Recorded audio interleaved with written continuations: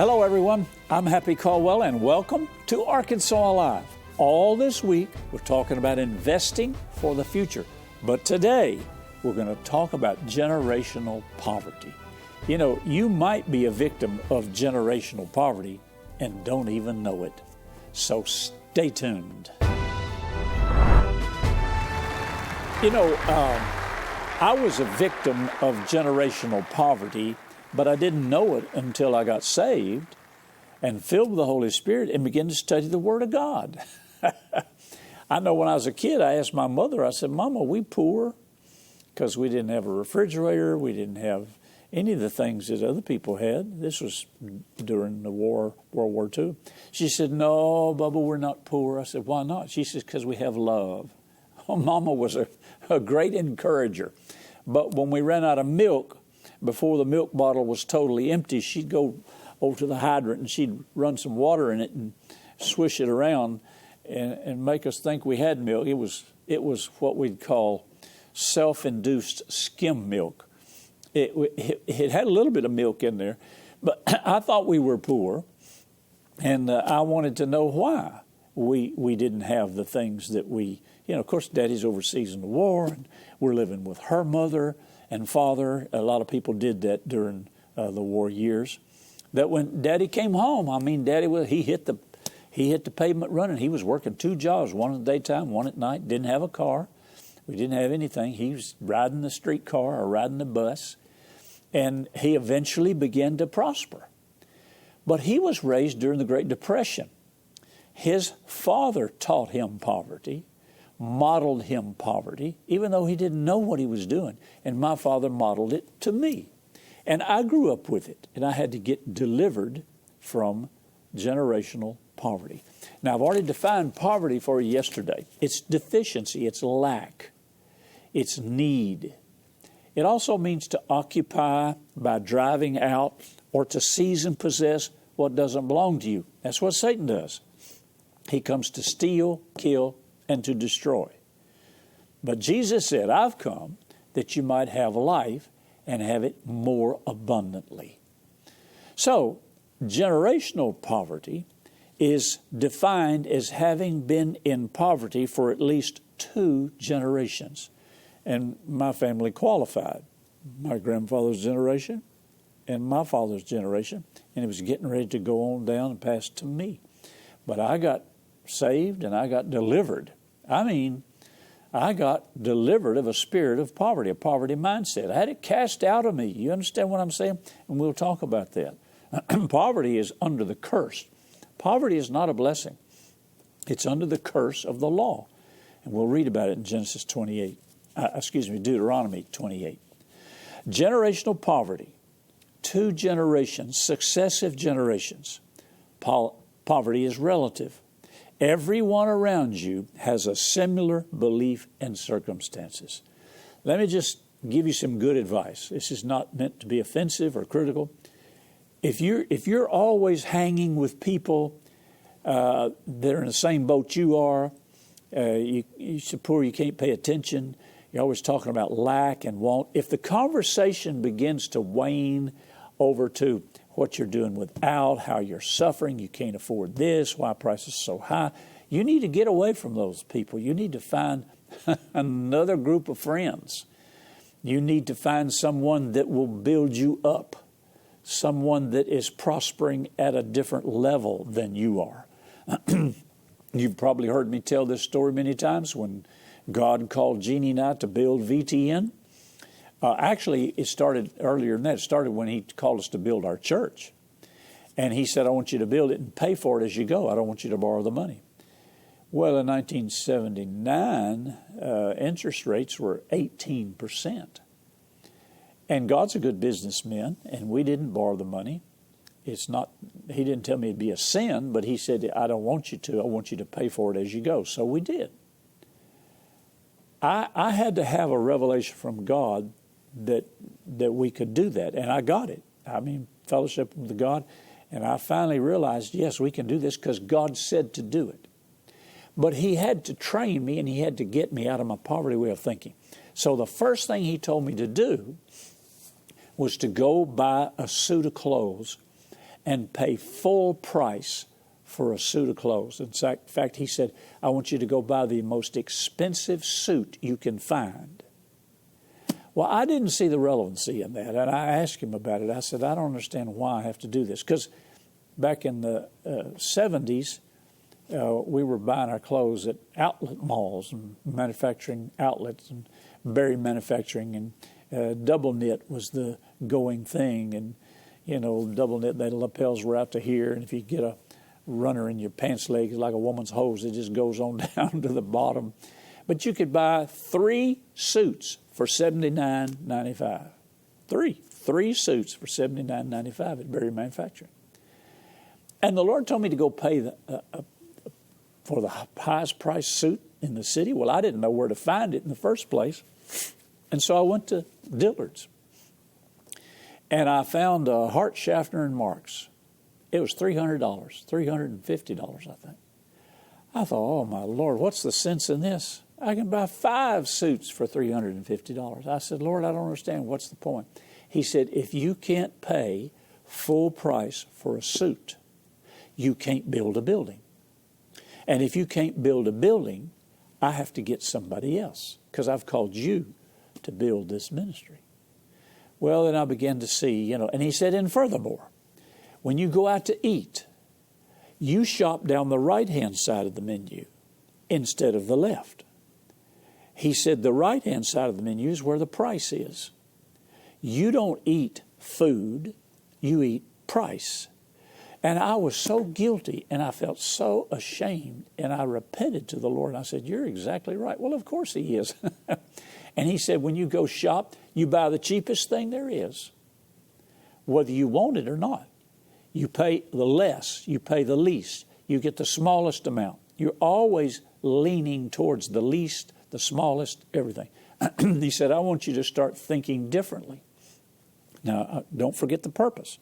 The purpose was so I could build a building to house the church. In the Bible, it tells you the purpose for wealth is to establish God's covenant. I think sometimes we forget that. We start out with needs like food and clothing and shelter. And before you know it, when we start getting those things, we forget that that's just entry level. That's just the basics. God doesn't want us to stay there and live there. He wants us to go on. He wants us to grow. He wants us to expand. He wants us to provide life abundantly. And it's not all for us. It's so we can establish His covenant. I want to stop here right now. And I did find that suit, and I did buy that suit. And I started shopping down the left-hand side of the menu, eating the food that I wanted instead of the price I could afford. I want to stop and make a little side trip here, talking about purpose, talking about life and life more abundantly, getting out of generational poverty, always having a lack mentality, a need mentality, a less mentality, and getting out of the groups that you're in. That's all they talk about. They go to the cheapest, they buy the cheapest, they wear the cheapest, they eat the cheapest, and they talk poverty all the time. And they draw comfort from that because, you don't want to feel ostracized by your friends, so you tend to fit right into that poverty mindset. I was doing some perusing the other day, and I was actually listening to some music. I had seen a program about copying Beethoven, Ludwig van Beethoven, who was a great composer in his day. And I was interested in the fact that, and I had to study all this when I was in school and in college. And my mother, being a professional ballet dancer in her 20s, she played all this kind of music in our home when I was growing up. I mean, it was nothing for me to come into the house, and she'd be in the living room. She'd pulled back the rug, and she had her records on the hi-fi, and she was playing all of this stuff. I mean, Strauss and Rachmaninoff and Beethoven and Chopin and all this, and she was dancing. She was a beautiful, gorgeous, talented ballerina, and she was doing Swan Lake in New York when the war broke out. She and my dad eloped and got married. But my mother loved to dance, and she was good at it. And so I was listening to this program about Beethoven, and I read where, and I noticed that his health had failed him. He died in his 50s, and his health had failed him, so he hired a young woman to copy. He would tell her what he was feeling in music, and he would tell her, now you start with this key, and then you go to this key, and then fortissimo, and then you come down, and blah, and she'd write it all down. So he was coming up with it out of his spirit and his brain, but she was writing it down and composing it all until he died. And he did get so ill that he died. I think he was about 57, 58 years old. Anyway, I was listening to this music, the compositions, the music was awesome. And then I started going back and listening to some of this other music, Schubert, and Strauss, and so forth. And then these movie themes came up.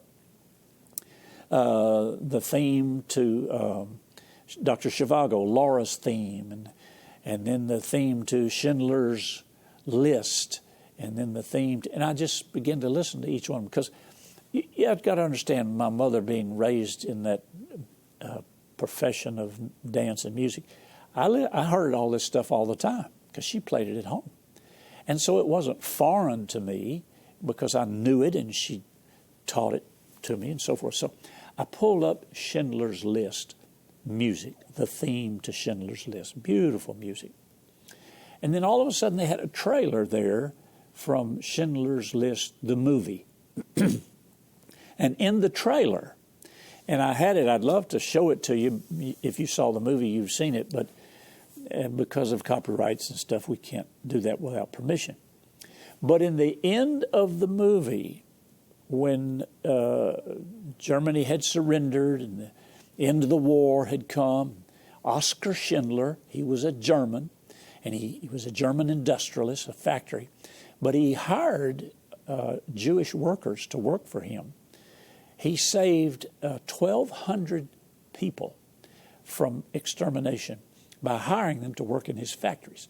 Now, he was a Nazi sympathizer, but he didn't like them because they were killing Jews, and he didn't like that. He was raised Catholic, is what the biography said. He just had compassion. He didn't really know what he was doing or why he was doing it. But he saved 1,200 Jewish lives by having them work in his factory. It was because it was cheaper to hire Jews because they were prisoners than it was to hire Polish people. So he hired the Jews, and the Nazis let him do it. You know, he bribed the Nazis and so forth. To make a long story short, when he was leaving the factory, and the war was over, and these Jewish people were all free now, he looked at his accountant, actually the man that ran his business, and he was in tears.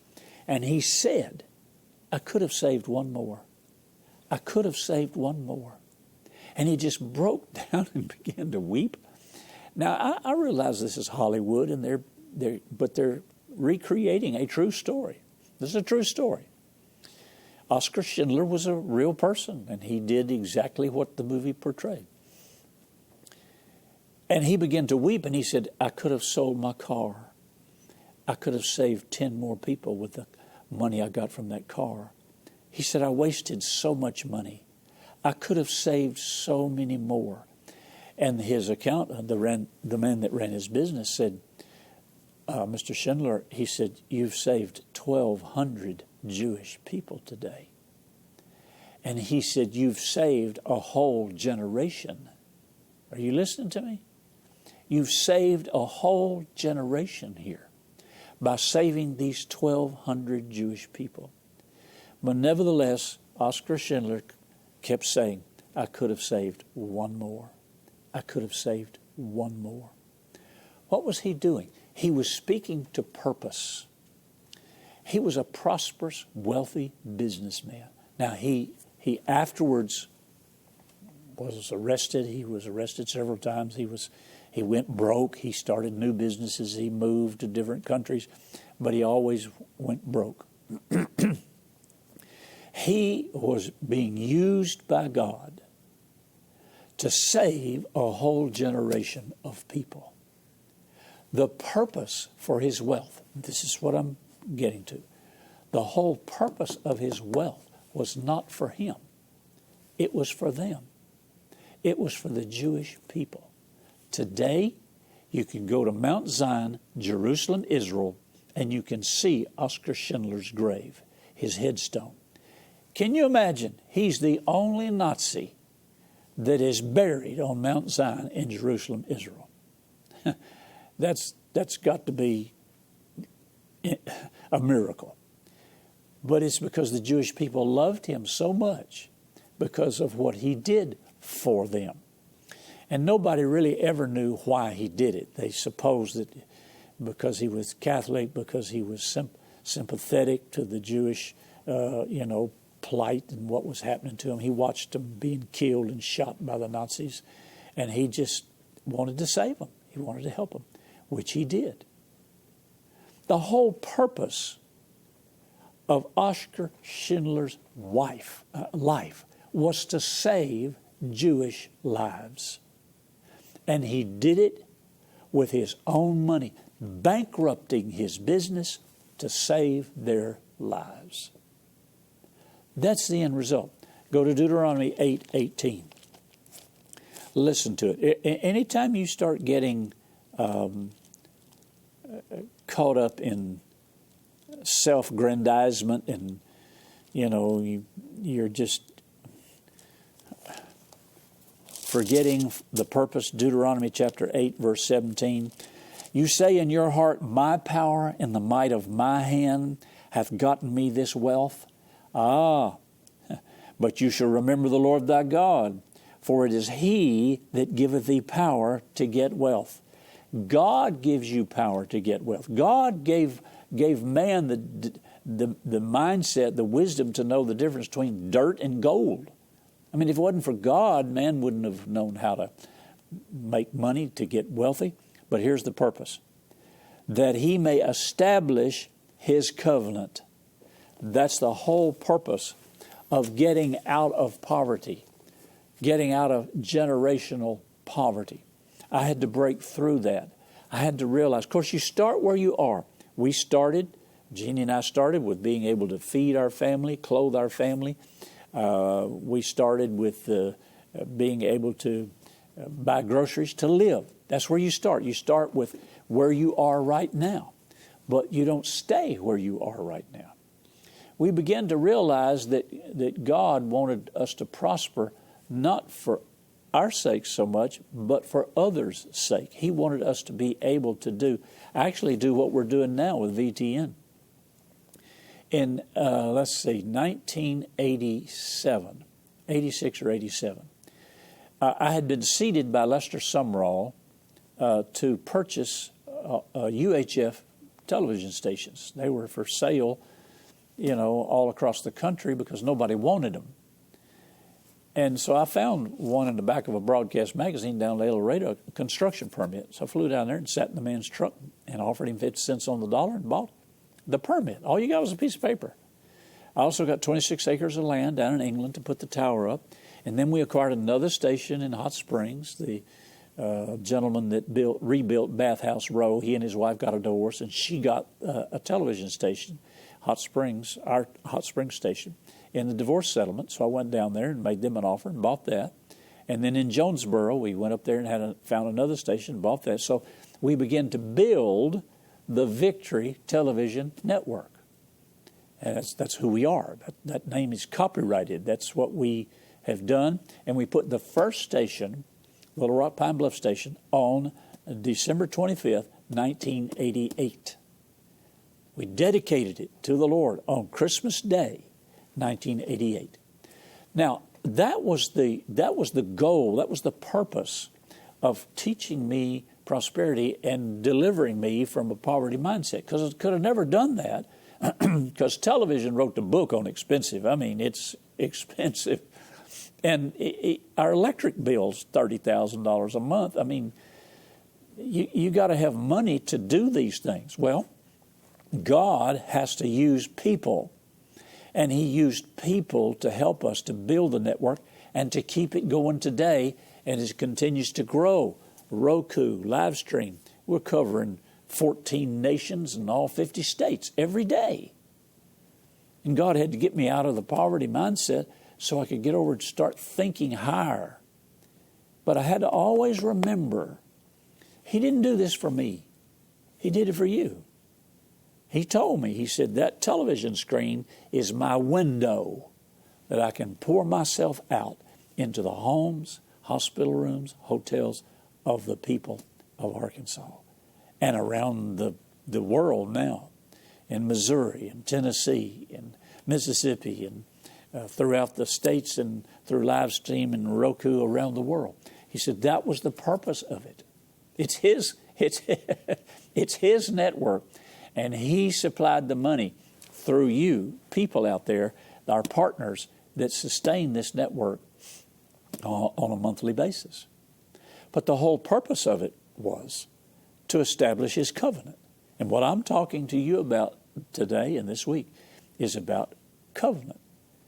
It's about the covenant that He cut with us, first through Abraham and then through Christ. Through Christ, we're Abraham's seed, and heirs according to the promise. The inheritance that Abraham was promised through God was to be heir of the world. And this covenant that He gives us the power to get wealth is to establish His covenant in the earth. And that's what we're doing. We do it by teaching. We do it by broadcasting. And we're delivered from generational poverty. So if you're fellowshipping with people that are always talking poverty, always talking lack, always talking least, then love them, but get a new bunch of friends that will talk prosperity, that will talk abundance, that will talk to you about increasing, because that's what God wants. Poverty is no respecter of persons. All races, all genders, all nations. Ignorance and poverty are related. Ignorance and poverty are related. Poverty is profitable. You can make money off of poverty. You can show enough poverty that you can touch the hearts of people that want to give. So you have to be honest and wise as how you present the need. You also have to realize and eventually get to the point where you don't succumb to using poverty to raise money. There's a fine line there. If you're fulfilling a need, if you're helping people, that's one thing. But if you get off into, okay, and I know ministries that have done this, they create the need to raise money. I know because there are financial advisors that advise television ministries, and they say what you need is a purpose, is a call, is a cause. You need to go out and shoot some pictures of some poor people and start raising money and start helping. Well, that can be a trap. You can get off into using the poverty. An individual brings with them the rules of the class in which they were raised. Now, this is not designed to offend or criticize or downgrade, but you bring with you the rules of the class you were raised in.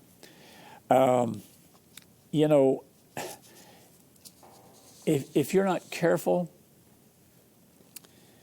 you'll begin to think about prosperity and poverty according to the way you were raised. Your parents, grandparents, their friends, and you will take on their attitudes, and you will take on their feelings toward things.